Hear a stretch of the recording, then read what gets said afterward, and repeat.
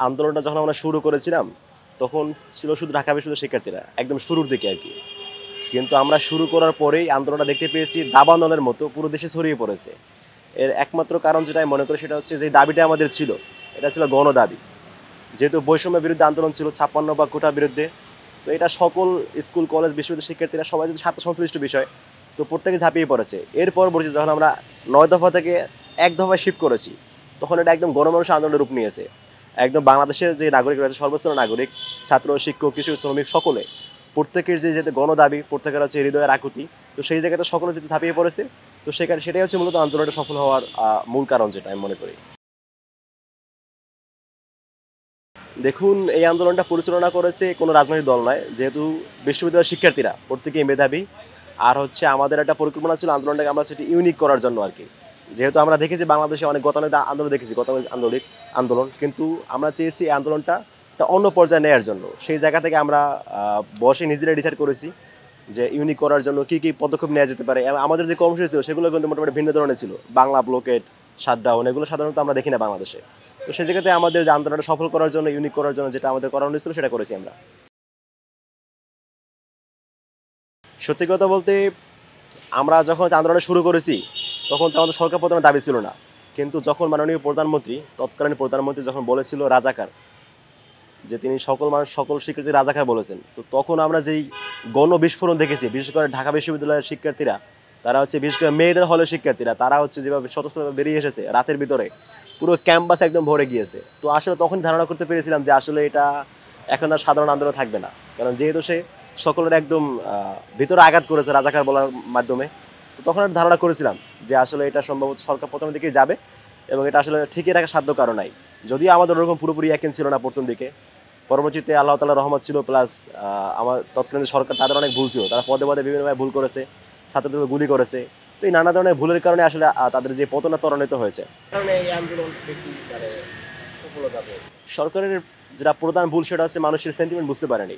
দেশের মানুষ কি চাচ্ছে এবং দেশের মানুষের যে আসলে কি হৃদয়ের আকুতি, এবং তাদের যে ১৬ বছরের যেই স্বৈরশাসনের ইতিহাস, তখন মানুষের ছিল না বাক স্বাধীনতা, মানুষের খাদ্য, বস্ত্র, অন্ন সকল সাধারণ সংকুচিত হয়ে গিয়েছিল।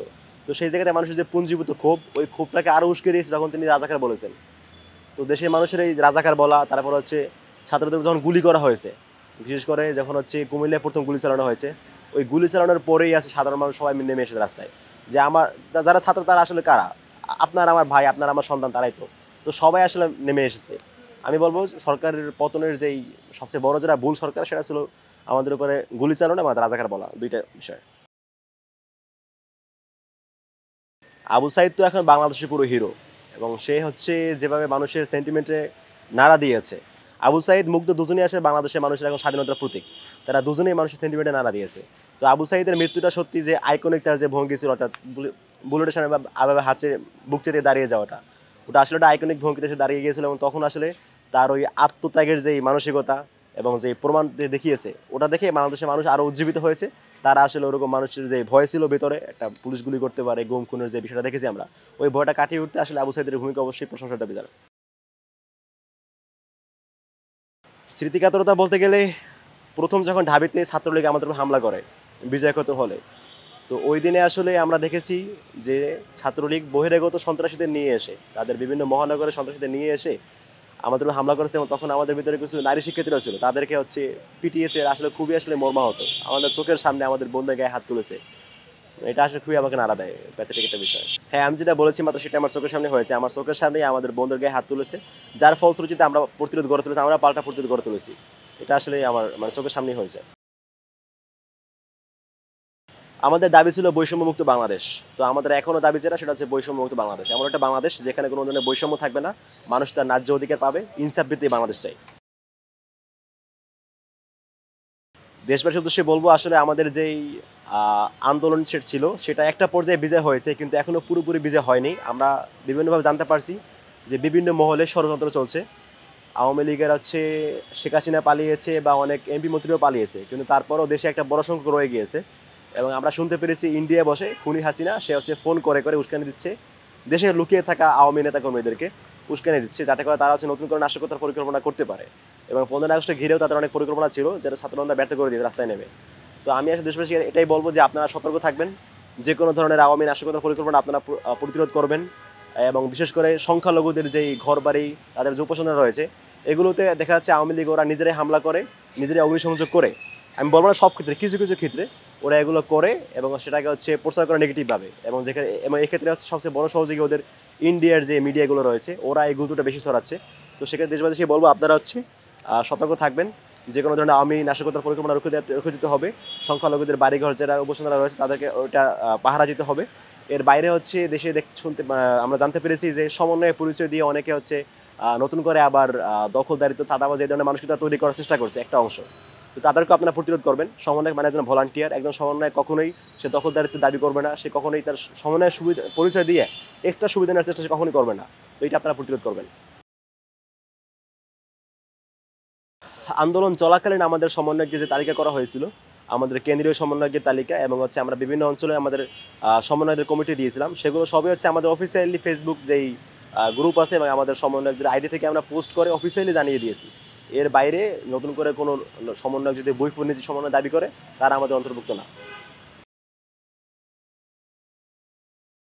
হ্যাঁ, হ্যাঁ, শহীদদের তালিকা প্লাস আহত যারা রয়েছে তাদের সকলের তালিকা সংগ্রহ করা হচ্ছে। আমরা হচ্ছে অবশ্যই শহীদদেরকে রাষ্ট্রীয়ভাবে সম্মাননা দেওয়ার চেষ্টা করব, সম্মাননা দিব। আর যারা আহত রয়েছেন তাদেরকে হচ্ছে আমরা তাদের চিকিৎসা সংক্রান্ত ব্যবহারগুলো আমরা দেখব। সেক্ষেত্রে রাষ্ট্র সরাসরি তাদেরকে হেল্প করবে। যদি কারো হচ্ছে বাহিরে নিয়ে যাওয়ার প্রয়োজন হয় কোনো আহত ব্যক্তিকে, আমরা সেটাও হেল্প করব, রাষ্ট্রীয়ভাবে হেল্প করব। আমাদের এই পর্যন্ত পাওয়া তথ্য অনুসারে প্রায় 450-এর অধিক শহীদ রয়েছে। যেহেতু এখনও তালিকা করার কাজটা চলমান রয়েছে, একদম এক্সাক্ট সব সংখ্যাটা বলতে পারছি না, তবে 450 বেশি হবে। আহতর সংখ্যা এ পর্যন্ত আমাদের 1700 প্লাস আইডেন্টিফাই করেছি আমরা, কাজ চলমান রয়েছে। আহতদের চিকিৎসা ক্ষেত্রে আমাদের যেটা পলিসি সেটা হচ্ছে আমরা তাদের তালিকা সংগ্রহ করছি এবং সেই তালিকা অনুযায়ী আমরা হচ্ছে তাদেরকে রাষ্ট্রীয়ভাবেই সহায়তা করব বৈষম্য ছাত্র আন্দোলনের পক্ষ থেকে। যাদের হচ্ছে উন্নত চিকিৎসা প্রয়োজন, বাইরে নেওয়া প্রয়োজন, তাদের ব্যাপারটাও আমরা দেখব।